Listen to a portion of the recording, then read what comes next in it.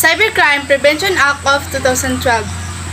The Cybercrime Prevention Act of 2012, officially recorded as Republic Act No. 10175, is a law in the Philippines that was approved on September 12, 2012. It aims to address legal issues concerning online interactions and the Internet in the Philippines. Among the cybercrime offenses included in the bill are cybersquatting, cybersex, child pornography, identity theft, illegal access to data, and letter.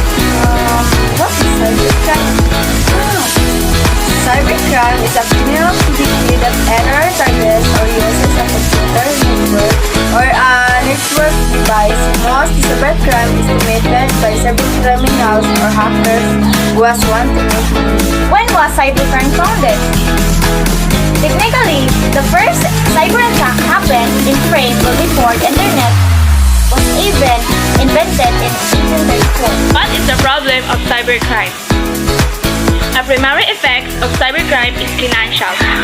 Cybercrime can include many different types of profit-driven criminal activity, including ransomware attacks, email and internet fraud, and identify fraud as well as attempts to steal financial accounts.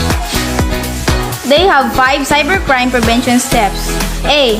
Always keep your social media accounts in private to avoid identity theft. One of the biggest reasons to keep your social platforms private is to reduce the chance of identity theft. B. Use a unique password in every online account. However, a unique password for each account won't be enough.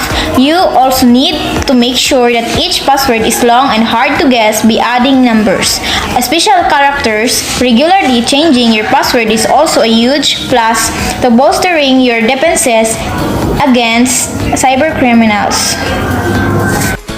Protect your computer system against intruders by installing antivirus and by activating your firewall, and keep your device secure. D. Remember the phrase too good to be true. E. Initiate a background investigation of a person's social media accounts who is not known to you personally before befriending or accepting a friend request.